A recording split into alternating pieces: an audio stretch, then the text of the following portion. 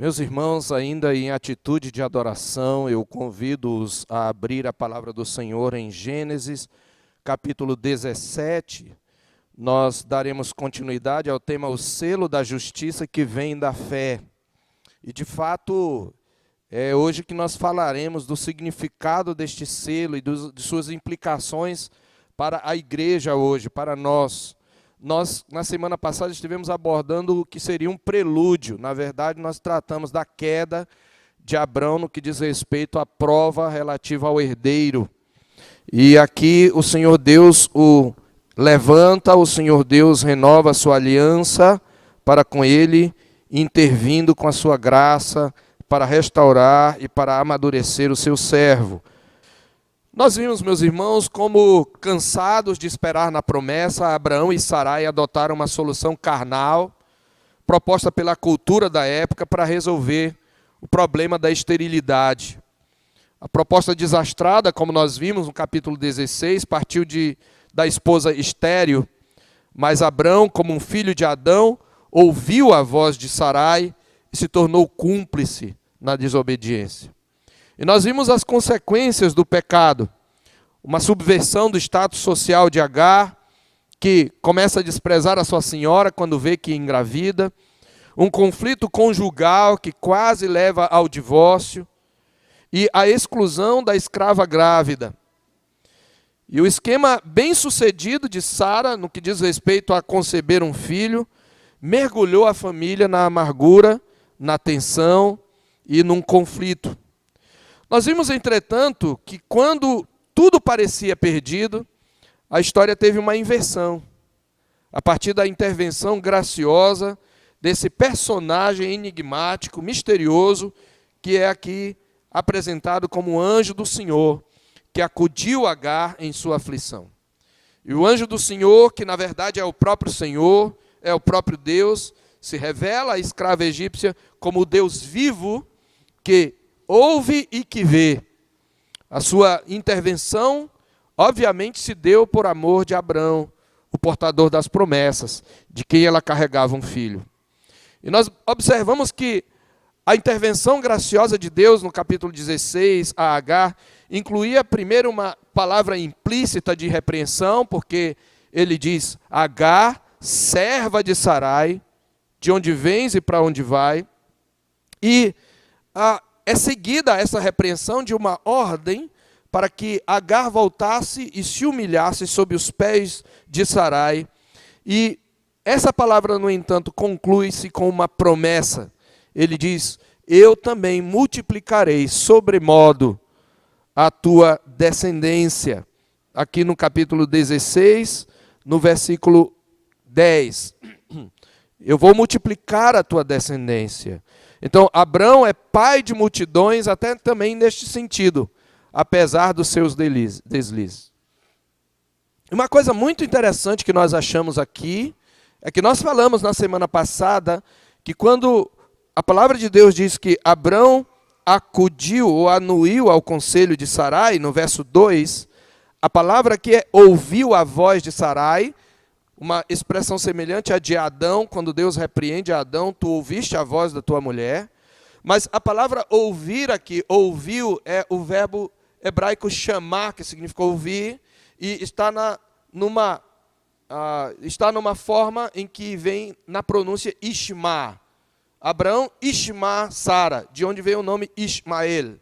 Então, implicitamente, o narrador está dizendo que Ismael é fruto desse ouvir pecaminoso, de um ato pecaminoso de Abraão ao ouvir Sarai, quando ele deveria confiar em Deus. Mas, explicitamente, quando o anjo intervém na vida de Agar, ele denomina Ismael de Ismael, mas ele atrela isto à graça de Deus, porque o Senhor te acudiu, no verso 11, a palavra é chamar também, na tua aflição. Veja, o filho do pecado é um objeto da graça. Este é o ponto aqui. Por fim, nós assistimos então ao nascimento do filho da escrava, nos versos 15 e 16. E nós devemos ter em mente que, não obstante as promessas de Deus a Agar, Ismael ainda era o filho da escrava, e não era aquele que Deus havia prometido a Abraão. Ele não era o verdadeiro filho da promessa, certamente ele seria abençoado de alguma maneira, mas ele era, como disse certo autor, o fruto da precipitação humana, de um coração intranquilo, de alguém que, tendo a promessa, observou mais as dificuldades do que o poder de Deus. Como ainda nós veremos em mensagem futura, essa tensão entre Agar e Sarai tornou-se inclusive uma alegoria para o tempo presente, em relação àqueles que são descendentes da carne e aqueles que são descendentes da promessa. Todo o conflito, meus irmãos, e a queda de Abrão foi, no entanto, o prelúdio para a renovação das promessas de Deus e para a renovação e confirmação da sua aliança com a instituição da circuncisão, que seria um compromisso, por um lado, de fé obediente, que é exigido agora de Abrão, e que é, por outro lado, um selo da justiça daquela fé que Abraão demonstrou no capítulo 15, versículo 6. Então, no capítulo 17, adentrando o capítulo, após o conflito no capítulo 16, nós temos uma aparição do Senhor a Abraão. Capítulo 17, verso 1. Isto é o que nós chamamos de teofania. Quando Deus se manifesta de maneira visível, não que se lhe veja o rosto, mas há algum tipo de visão, embora não se possa ver a sua face. Não sabemos o que exatamente Abraão viu, mas sua experiência foi suficiente para saber quem falava com ele. E o que temos aqui, irmãos, enquanto nós vimos, ainda no capítulo 16, a intervenção da graça na vida de Agar, por amor de Abrão, agora nós vemos a intervenção da graça na vida de Abrão e de Sarai. E o texto, se você observar, você verificará que o texto se estrutura em torno da renovação das promessas de uma descendência e de uma terra, com o acréscimo de uma bênção maior, que se expressa nas frases, para ser o teu Deus e da tua descendência, e eu serei o seu Deus, no versículo 7b e no versículo 8b. Assim nós temos na estrutura o seguinte padrão. Observe que há 4 referências a Deus falando aqui. No verso 1, apareceu-lhe o Senhor e disse. No verso 9, disse-lhe mais Deus a Abrão.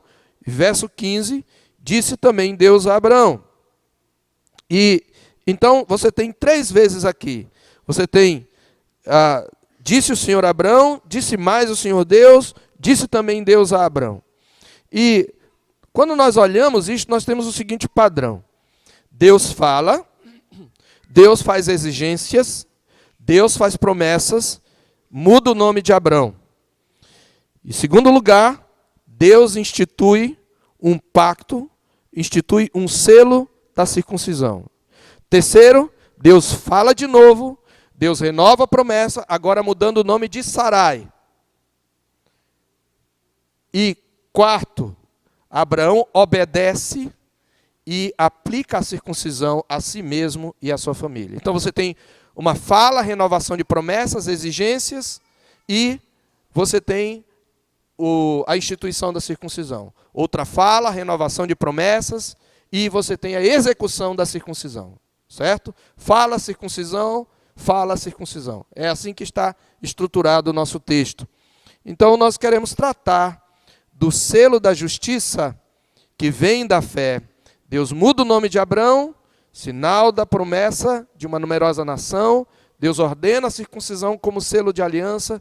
Deus muda o nome de Sarai, sinal da promessa de uma renovação. E Abrão executa a circuncisão. Como é que, então, nós vamos expor esse selo da justiça que vem da fé? Nós vamos, ao mesmo tempo, dividir em cenas, mas nós vamos dividir em 4 pontos que vão se repetir. Você vai ter um primeiro conjunto de exigências da graça, e você tem a primeira renovação da promessa, depois você tem um conjunto de exigências da graça de novo, e uma nova renovação da promessa. É assim que a gente vai tratar o texto nas cenas. Então, na primeira cena, observe aí, Deus aparece a Abraão, e a primeira palavra de Deus, quando atingiu Abrão a idade de 99 anos, apareceu-lhe o Senhor e disse-lhe: Eu sou o Deus Todo-Poderoso, anda na minha presença e ser perfeito. Observe que há uma ligação entre esse verso e o verso 16. Qual é a ligação? Ambos mencionam a idade de Abrão. Abrão tinha 86 anos, diz o verso 16 do capítulo anterior, quando lhe nasceu Ismael. Mas ele tinha 99 anos só quando ele atingiu a idade de 99 anos, isto é, 13 anos depois do nascimento de Ismael, é que Deus vai lhe aparecer de novo. Aliás, Deus não aparece toda hora e todo dia a Abrão. Mas por que o autor aqui está fazendo questão de falar a idade de Abrão? E o que nós devemos notar aqui? Primeiramente, que é digno de nota é essa expressão, apareceu-lhe o Senhor e disse-lhe, aponta primeiramente para o ofício profético de Abrão. Esse ofício será explicitamente afirmado pelo Senhor no capítulo 20, versículo 7, quando ele fala a Abimeleque, dizendo, restitui a mulher de Abraão, porque ele vai interceder por ti, porque ele é profeta.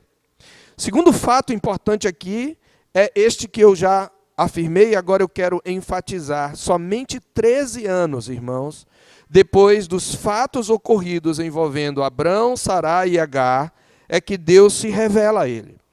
E aparentemente, então, foram 13 anos de silêncio após o pecado cometido. Isto, para mim, parece apontar uma forma de disciplina do Senhor, uma forma de voltar o rosto, usando um termo aqui que Davi usa e que Deus muitas vezes faz conosco para nos disciplinar. Lá no capítulo 30, verso 7 do Salmo, Davi diz, Senhor, por teu favor, tu fizeste permanecer forte a minha montanha. Apenas voltaste o rosto, fiquei logo conturbado. Porque, no mesmo Salmo, Davi dizia eu na minha prosperidade, jamais serei abalado. Quando o crente está seguro de si, ele muitas vezes abandona a confiança do Senhor, ele age conforme a sua própria opinião, conforme seus próprios interesses, e isso provoca uma queda no crente, e muitas vezes Deus pode gerar tristeza, pode gerar um senso de ausência da sua presença. Não é que Deus de fato se retira, mas Deus priva-nos do consolo da sua presença, da alegria da sua salvação quando nós pecamos. É isto que acontece com Abrão. Este é um fato importante, a disciplina do Senhor. Mas em terceiro lugar, ainda esta observação que o narrador traz de Abrão tendo 99 anos, aponta ou enfatiza, na verdade, o estado amortecido, incapacitado de Abrão. Ele agora, mais do que antes, é incapaz de gerar filhos. Anteriormente, apenas Sarai era estéril, mas agora, por causa da idade, Abrão também não pode gerar filhos, nem sequer numa escrava. É neste contexto que o Senhor se apresenta a ele como? Eu sou o Deus Todo-Poderoso. E este, conforme Deus indica em Êxodo 6, falando a Moisés, dos versículos 2 a 4, é o nome pelo qual, de um modo especial, Deus se apresentou a Abrão. Ele disse, olha, eu me apresentei, eu apareci a Abrão, a Isaque e a Jacó, como Deus Todo-Poderoso, mas pelo meu nome Javé não lhes fui conhecido. Há uma polêmica sobre o que significaria isto.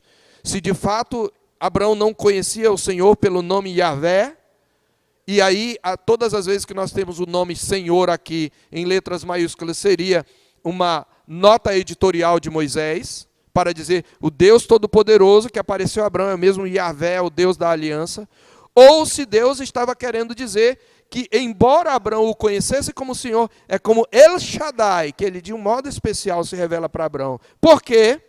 Porque Abrão está numa situação de incapacidade, e El Shaddai significa o Deus provedor, significa o Deus da provisão, significa o Deus Todo-Poderoso, aquele que nutre, aquele que faz o que o homem não pode fazer. Daí a tradução Todo-Poderoso.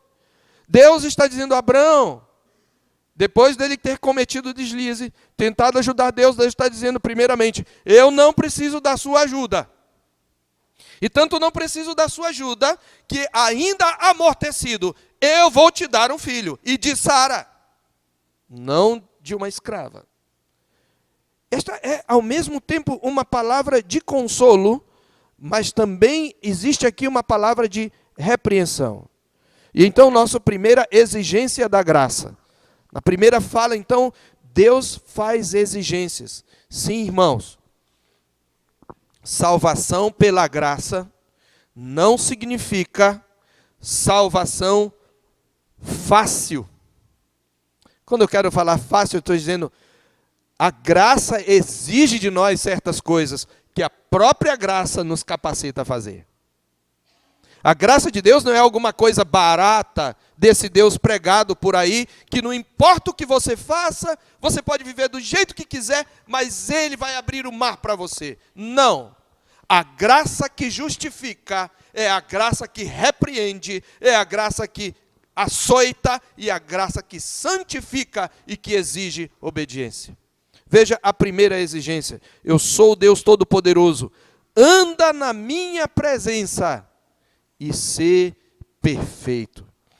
O Senhor Deus aqui, irmãos, está convocando Abrão a uma fé mais responsável. É como se ele dissesse, Abrão, você já tem 99 anos, meu filho. Cresça! Cresça na graça. Aprenda a viver em comunhão comigo. E aprenda com o meu caráter. Veja, ele está exigindo uma fé mais responsável, mais comprometida, mais santificada. Ainda assim é uma exigência da graça, porque é antecedida pela afirmação, eu sou o Deus que pode te capacitar a executar o que eu te ordeno. É isto que ele está colocando aqui neste texto, irmãos. De fato, é Deus quem vai efetuar em Abraão tanto o querer como o realizar, segundo o seu bel prazer, à medida em que Abrão caminha em comunhão com Deus, na presença de Deus. É exatamente isso que Deus nos diz lá em Filipenses capítulo 2, versos 12 e 13. E que muitos não entendem. A salvação é um dom da graça. Mas para nos conceder este dom, uma das coisas que Deus nos faz é nos capacitar a obedecê-lo e levar adiante a obra de santificação, que na verdade é obra dele, porque ele é quem efetua em nós o querer e o realizar. Lá está escrito, assim pois, meus amados irmãos, como sempre obedecestes, não só na minha presença, porém muito mais agora na minha ausência, desenvolvei, operai, trabalhai a vossa salvação com temor e tremor. Por que você deve fazer isto? Porque Deus é quem efetua em vós tanto querer como realizar segundo a sua boa vontade. A exigência que Deus nos dá, ela é consequência da sua graça, da promessa da sua graça. Também esta exigência nos ensina que, embora no decorrer do tempo e a idade sejam importantes para o processo de crescimento, a idade não é em si mesma um sinal de maturidade, meus irmãos. Veja, um velho de 99 anos, depois de um deslize feio, precisa ser lembrado pelo Senhor da importância de um compromisso de fé. É como se depois de todos aqueles anos, Deus precisasse se apresentar de novo a Abrão, para que a sua fé tenha as suas deficiências corrigidas. Nós não somos diferentes de Abrão, não é, irmãos? Se nós olharmos para a história de cada um de nós e pudermos contar aqui, quantas quedas e deslizes. Quantos de nós até cresceram debaixo das bênçãos da aliança e caíram feio. Já compreendiam tudo, sabiam o que fazer, mas levaram grandes tombos por incredulidade. E Deus o tempo todo tem que repetir. Anda na minha presença, anda em comunhão comigo e ser perfeito. Essa fraseologia nós já a ouvimos. Está lá em Gênesis capítulo 6, verso 9. Lá se diz que Deus viu a terra estava corrompida e Deus resolveu fazer desaparecer da terra o homem. Mas diz lá, Noé, porém, verso 8 do capítulo 6 de Gênesis, diz, Noé, porém, achou graça diante do Senhor. E no verso 9 diz, eis a história de Noé. Noé era um homem íntegro, é a mesma palavra aqui, mesma palavra no hebraico, perfeito. Íntegro entre os seus, justo e íntegro entre os seus contemporâneos. Noé, qual era o segredo? Andava com Deus. É isto. Deus está dizendo, anda comigo, caminha em comunhão comigo, vive uma vida de piedade e vive uma vida de santificação, Abraão. Irmãos, embora devamos tratar os idosos com respeito, pela maior experiência que em tese eles têm, nunca devemos nos orgulhar pessoalmente daquilo em que nos tornamos sem mencionar a própria idade, nem mencionar a própria idade como sinal de maturidade em si mesmo. Muitas vezes a expressão, olha, eu tenho tantos anos de fé, tenho 30 anos de batizado. Se isso não for acompanhado, meu irmão, de uma maturidade de caráter correspondente, pode ser muito mais uma confissão involuntária de uma imaturidade pecaminosa do que uma afirmação real de experiência. Por isso a afirmação, anda na minha presença e ser perfeito, penso eu, é uma espécie de repreensão a Abraão. Mas, além dessa exigência da graça, Abraão prostra-se rosto em terra. Abraão adora o Senhor no verso 3, em resposta ao Senhor que ele falou. Mas Deus não só traz uma repreensão. A graça que repreende também é a graça que renova as promessas. E aí você tem, então, em segundo lugar, a renovação da promessa. E o sinal dessa renovação é um novo nome para Abraão. Observe o que Deus diz. Quanto a mim, é interessante isso, porque ele tinha dito, olha, você tem alguns deveres, Abraão. Se você quer andar comigo, quem anda comigo tem que aprender do meu caráter. Mas eu também tenho um compromisso contigo. Quanto a mim, será contigo a minha aliança. E aí ele faz algumas promessas, ele renova algumas promessas. Primeiro é, você será pai de numerosas nações. E como sinal de que eu cumprirei a promessa, eu vou mudar o teu nome. Abrão já não será o teu nome, e sim Abraão. Por quê? Porque por pai de numerosas nações te constituí. A palavra aqui traduzida por numerosas é a palavra Ramon no hebraico. E a palavra Avram, como nós vimos, é pai exaltado.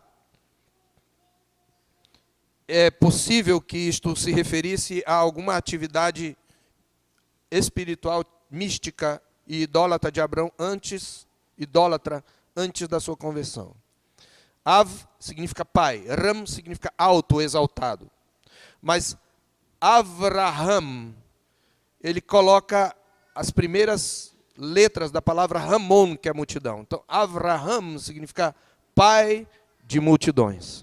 Então, Abrão recebe um novo nome, que é sinal de uma nova fertilidade. Preste atenção.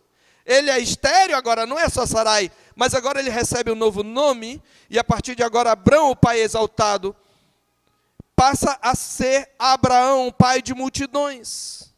E se você observar, há uma ligação entre esses versículos 4 a 6, com a bênção criacional ao primeiro casal em 1:28, e também a Noé, no capítulo 9, verso 1 de Gênesis. Observe, far-te-ei fecundo extraordinariamente, de ti farei nações e reis procederão de ti. O que é que ele fala em Gênesis 1:28 a Adão e a Eva?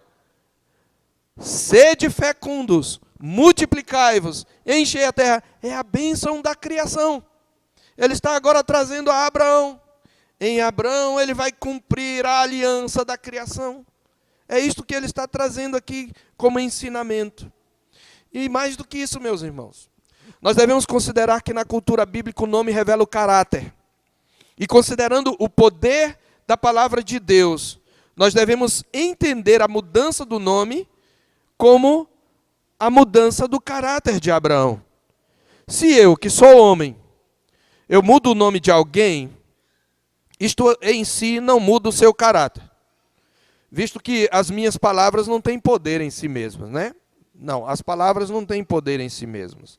Mas quando o próprio Deus, que forma o coração dos homens, pela mesma palavra, através da qual ele criou o mundo.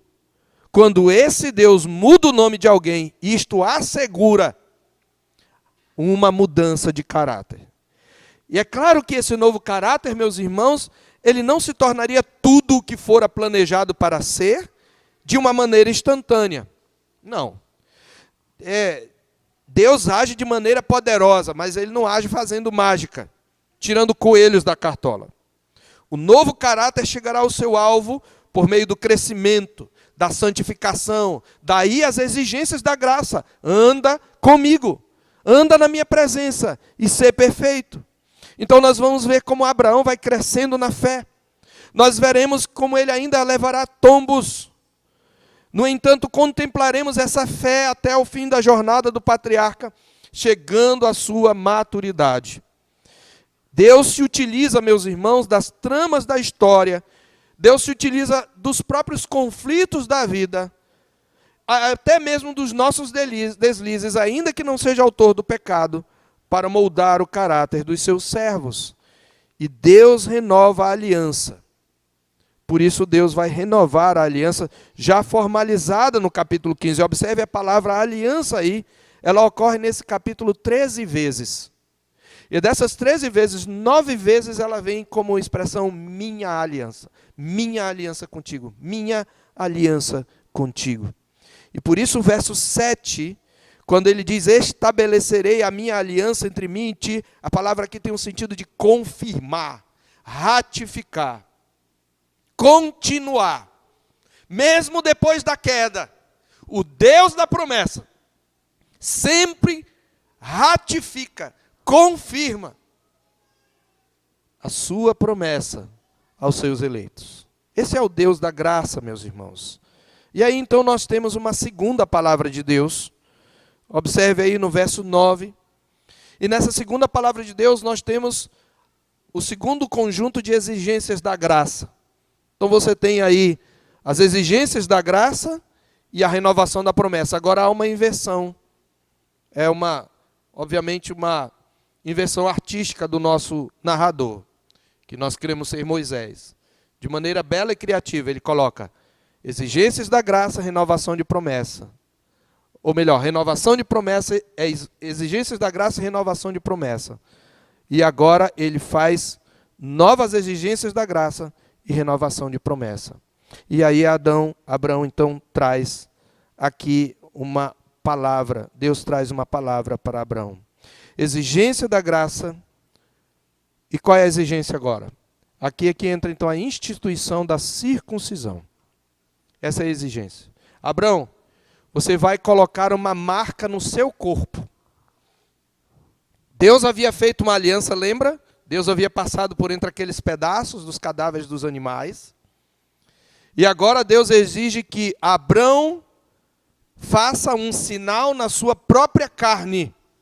Uma marca pela qual ele se lembre a quem ele pertence. Se você observar, o verso 7 havia dito que a aliança seria aliança perpétua, não só para Abraão agora, mas para a sua descendência, a sua semente, no decurso das gerações. E Deus está dizendo para ser o teu Deus e o Deus da tua semente. O que Deus está dizendo aqui? Queridos, nessa aliança Deus está se dando a si mesmo. Ele é a grande bênção para Abraão. Ele está dizendo, eu vou ser teu. Quando é que você vê isso, por exemplo, nas relações humanas? Quando o homem casa com uma mulher. Porque o casamento é uma aliança. O que é que ele diz para a mulher no dia do compromisso? A partir de agora eu sou teu, tu és minha. E ela também diz, agora eu sou tua. Eu te pertenço exclusivamente e tu és meu. É isso que Deus está falando aqui. Eu vou ser teu. Eu, Deus Todo-Poderoso, serei teu. E tu serás meu.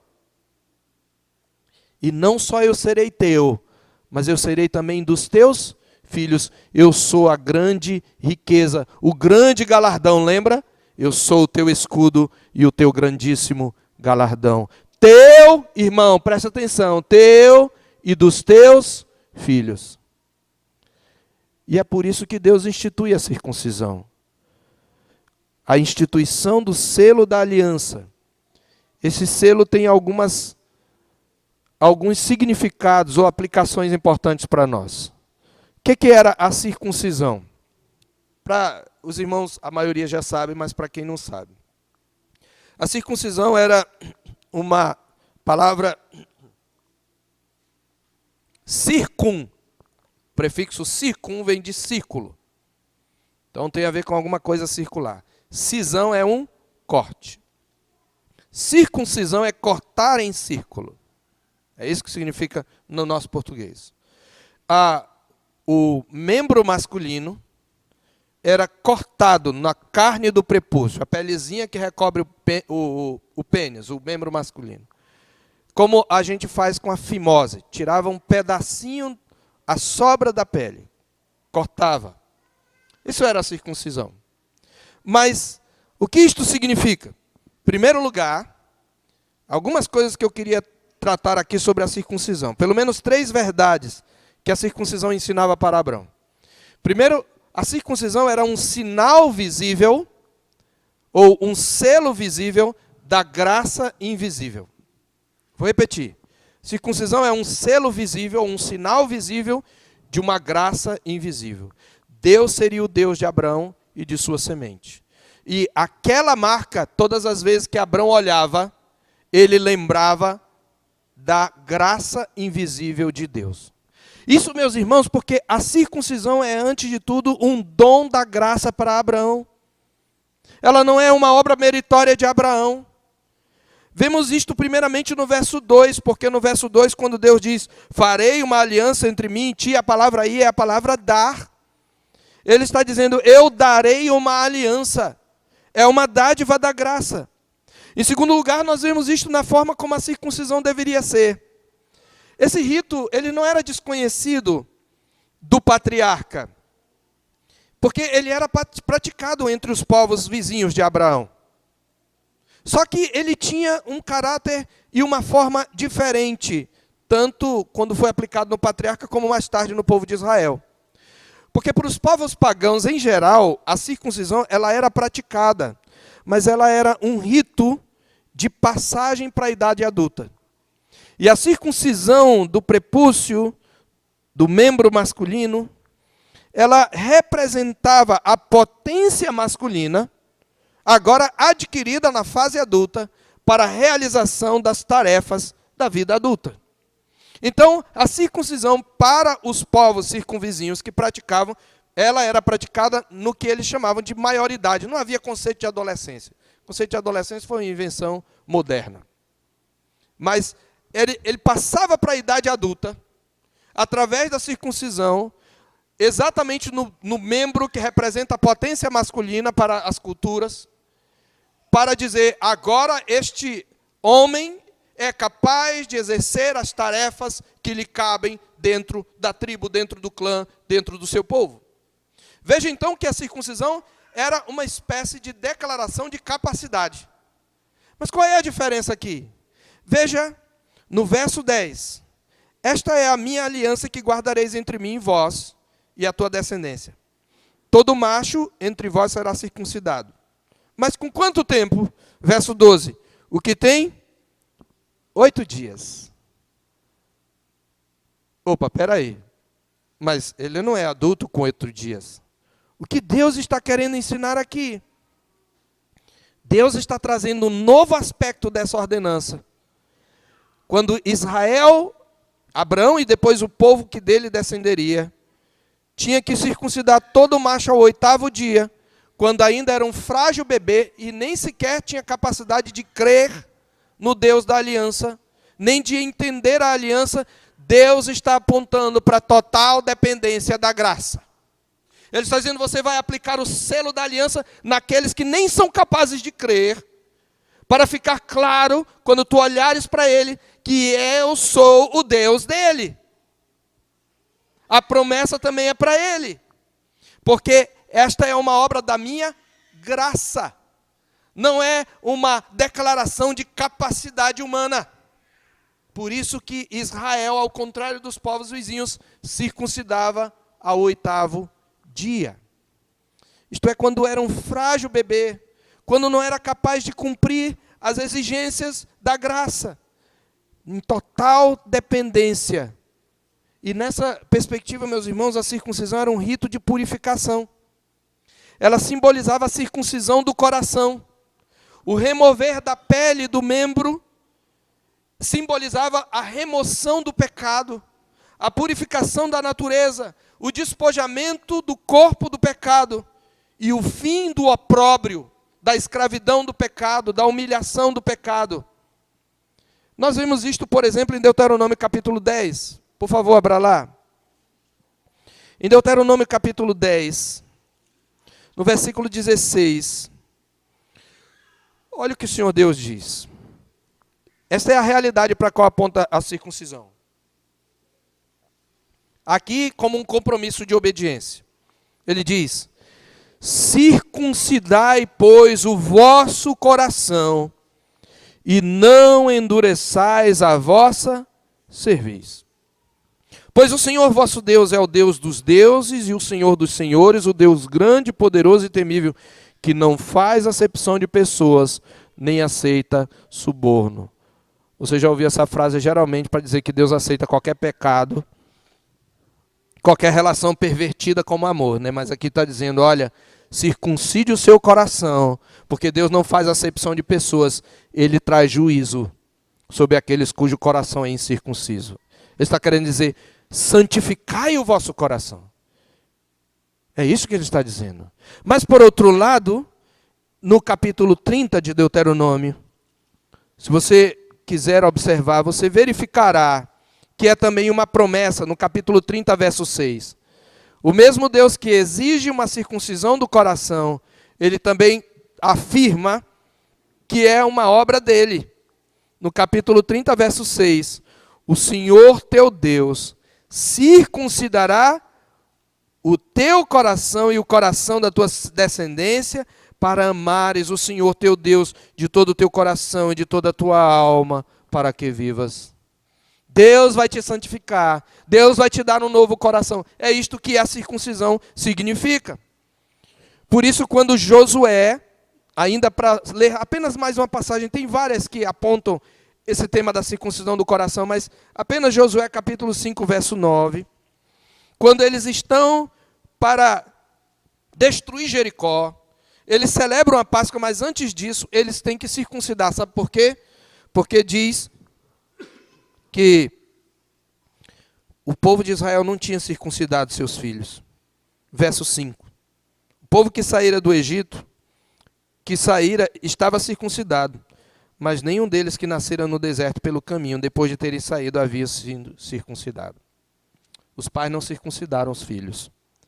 E aí, quando ele circuncida o povo, observe, verso 8, tendo sido circuncidados toda a nação, ficaram no seu arraial, no lugar até que sararam.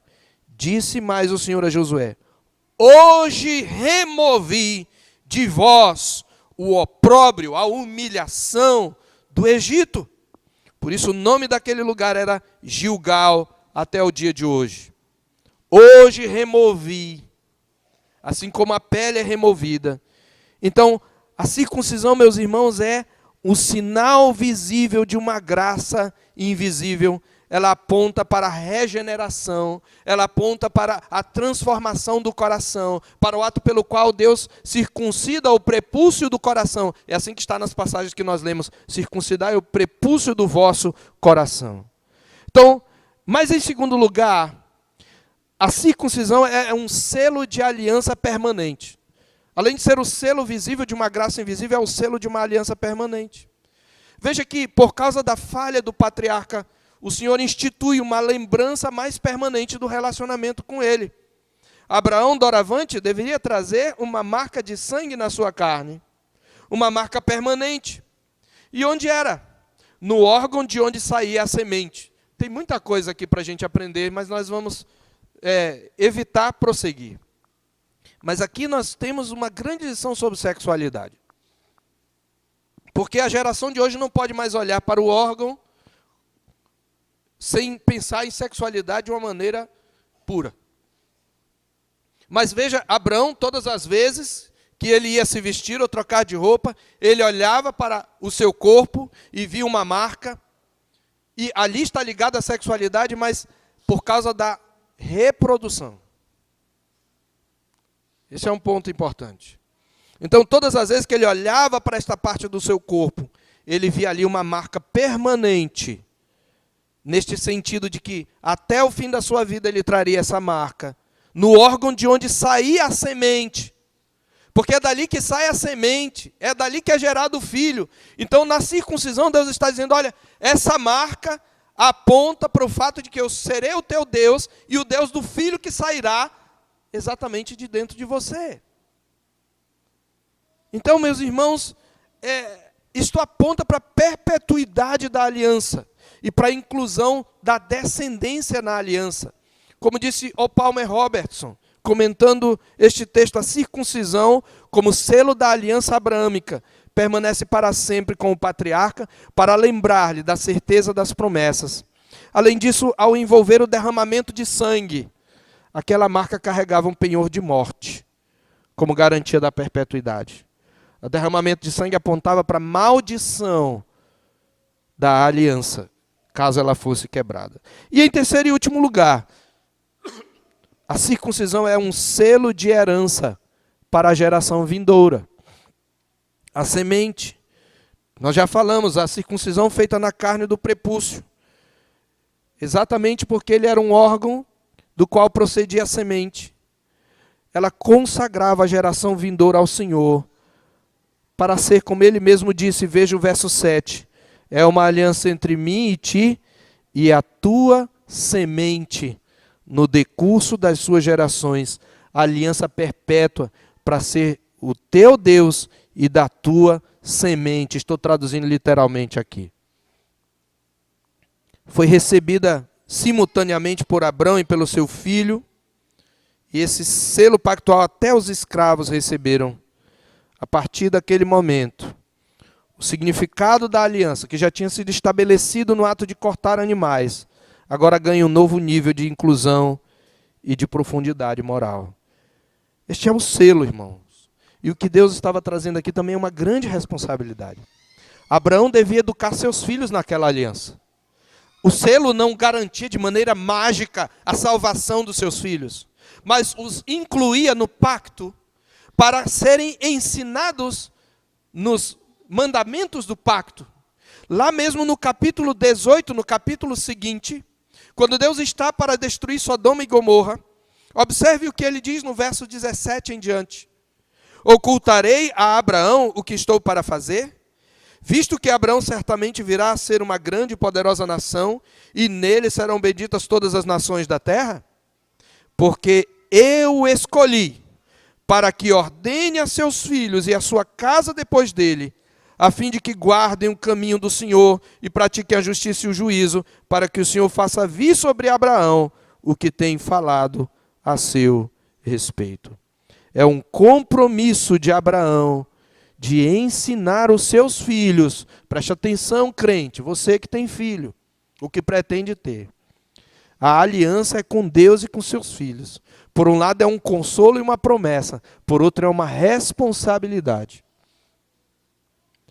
E aí nós temos então a terceira cena, ou a terceira fala de Deus, e nessa terceira fala ele apenas repete e renova as promessas do verso 15 e o verso 16.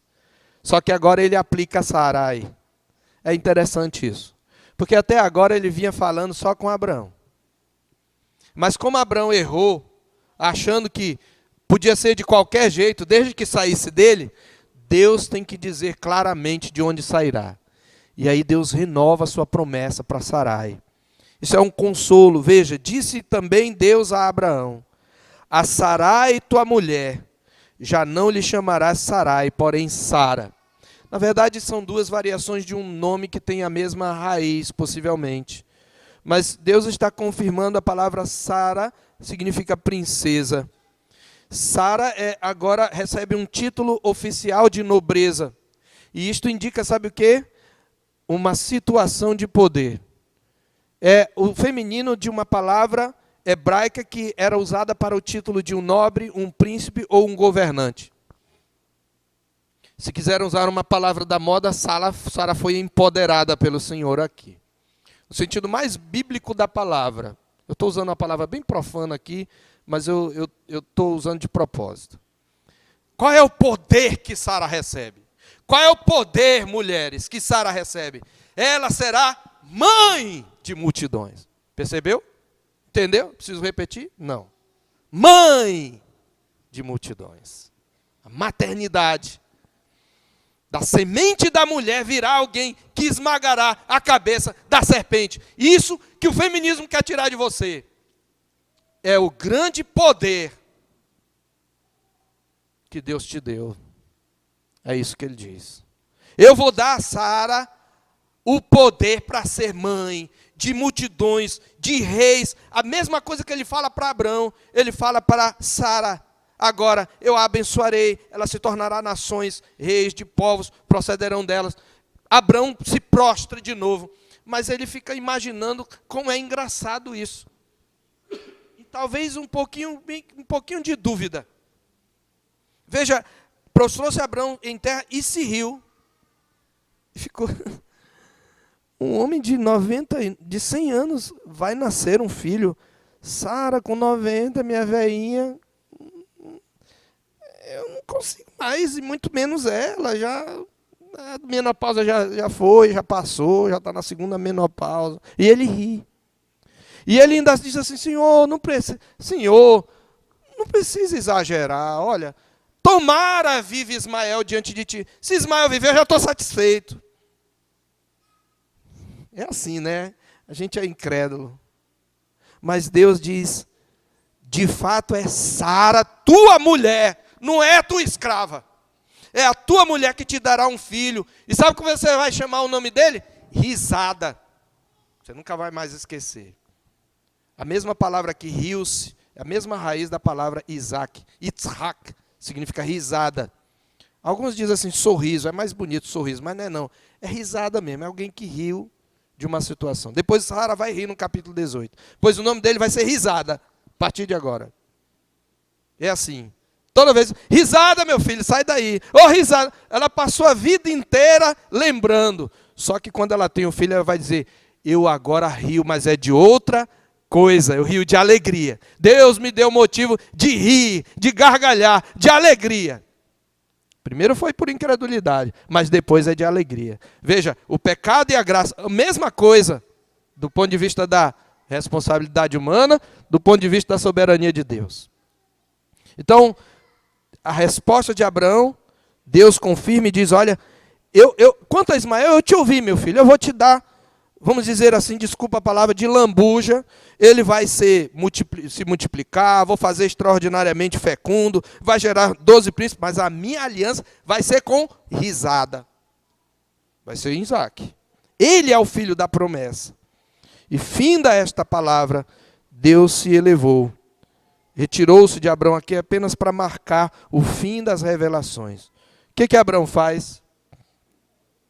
Nós temos aqui então no verso 23 em diante, o que nós chamamos de a obediência da fé. É o último ato. Depois da fala de Deus, dos questionamentos de Abraão, podemos repetir, creu no Senhor, e isto lhe foi imputado para a justiça. Veja, se por um lado nós tivemos as exigências da graça, nós temos agora a resposta a essas exigências com a obediência da fé. Porque como nós já vimos no chamado de Abraão, a fé salvadora é uma fé obediente. Partiu Abraão, diz o capítulo 12, verso 4, como lhe ordenara o Senhor. E a Escritura, interpretando a Escritura em Hebreus 11, verso 8a diz, pela fé, Abraão, quando chamado, obedeceu. Quem crê, obedece. Apesar de ter questionado a Deus, portanto, quando ele prometeu que o herdeiro virá de Sara, de ter dito que se conformaria com Ismael, nós podemos dizer que na insistência do Senhor, Abraão creu e demonstra isso, porque ele obedeceu. E vejam, irmãos, devemos nos lembrar que esse era um rito doloroso, né? Não tinha xilocaína, não tinha diazepam, nem remedinho para dormir, quando você acordar já está tudo feito, não. Talvez houvesse algum anestésico natural, um paliativo, para minimizar a dor. Mas essa dor lembrava Abraão, o penhor de morte. Eu quero, meus irmãos, concluir a palavra do Senhor aqui, trazendo algumas aplicações. E a primeira delas, como nós já vimos, a circuncisão física é um mero símbolo, primeiramente da circuncisão espiritual, que somente o Senhor pode realizar. O selo visível de nada adianta se não refletir a graça invisível. E quando a graça invisível, que regenera o coração, atua no coração, fatalmente ela se mostrará na conduta. Aqueles que foram justificados pela fé estão sendo santificados pela mesma fé e pela mesma graça. Então, já na antiga aliança, o Senhor havia estabelecido o significado espiritual da circuncisão. Ela é, primeiro, um compromisso de santidade, como nós vimos em Deuteronômio 10:16. Circuncidai o prepúcio do vosso coração.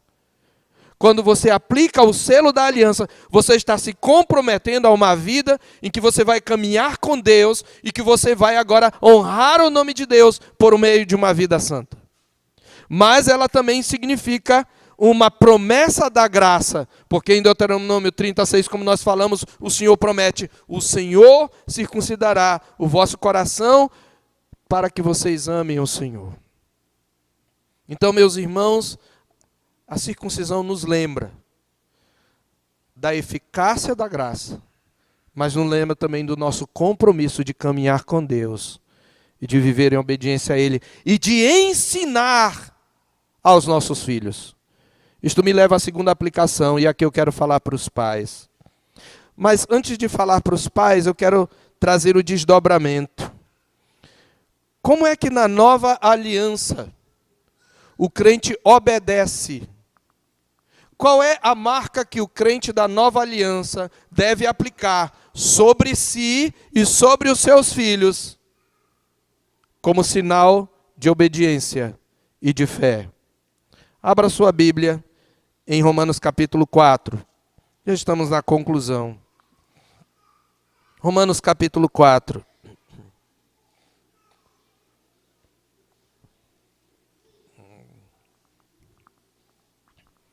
Verso 9, falando da justificação pela fé, utilizando-se do exemplo de Abraão e de Davi. Ele fala de Abraão, depois de Davi, depois volta para Abraão, mostrando que Abraão creu no Senhor, isso lhe foi imputado para a justiça, no verso 3, citando Gênesis 15:6. Ele diz: vem, pois, esta bem-aventurança, que é a justificação, exclusivamente sobre os circuncisos, isto é, os judeus, ou também sobre os incircuncisos? Visto que dizemos, a fé foi imputada a Abraão como justiça. Como, pois, lhe foi atribuída? Estando ele já circuncidado, ou ainda incircunciso? Não no regime da circuncisão, e sim quando incircunciso. O que quer dizer é o seguinte: quando Deus diz assim, Abraão, quando a Escritura diz, Abraão creu em Deus, e isto lhe foi imputado para a justiça, isso foi antes dele ser circuncidado, que é no capítulo 15. Só no capítulo 17 é que ele é circuncidado. E qual é o sentido da circuncisão? Está no verso 11. E recebeu o sinal da circuncisão como o quê? Selo da justiça, da fé que teve quando ainda incircunciso. O sinal da justiça, da justificação pela fé, é a circuncisão. Bem, como nós aplicamos isto na nova aliança? Colossenses, por favor, Romanos, Gálatas, 1 e 2 aos Coríntios, Gálatas, Efésios, Filipenses e Colossenses. No capítulo 1, verso 10 em diante. Falando da obra redentora de Cristo, que morreu para estabelecer uma nova aliança. Olha o que Paulo diz acerca dos crentes da nova aliança. Falando de Cristo, ele diz: também nele estais aperfeiçoados. Colossenses 1:10. Ele é o cabeça de todo o principado e potestade. Nele também, em Cristo, vós, crentes da nova aliança, fostes o quê? O que nós fomos em Cristo? Ninguém está acompanhando, igreja? Colossenses, capítulo 2, eu falei um. Perdão. Capítulo 2. No versículo 10 diz que em Cristo nós estamos aperfeiçoados. No versículo 11 de Colossenses 2 diz que nele nós também fomos o quê? Circuncidados. Olha aí. Como? Ele diz, não por intermédio de mãos.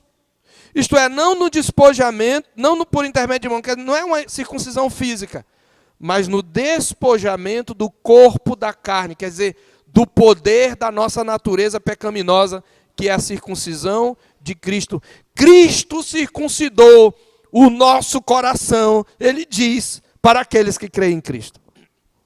Agora olha, qual é o selo? Verso 12. Tendo sido sepultados juntamente com ele, quando foi que fomos circuncidados? Quando fomos sepultados juntamente com ele? No batismo. Está claro? No qual igualmente fostes ressuscitados, mediante a fé no poder de Deus, que o ressuscitou dentre os mortos. Queridos, quem está aqui, que discorda, nós respeitamos. Mas esta é a razão porque a Igreja Presbiteriana do Brasil batiza os filhos dos crentes. O batismo não salva nem ao adulto nem à criança, mas o batismo é um selo de aliança. E nós não necessitamos de ordem para batizar, nós necessitaríamos de uma proibição para não continuar a aplicar o selo da aliança.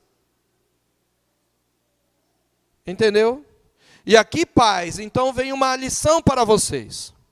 Você, pai, precisa aplicar o selo da aliança ao seu filho, como sinal de um compromisso de aliança com o Senhor.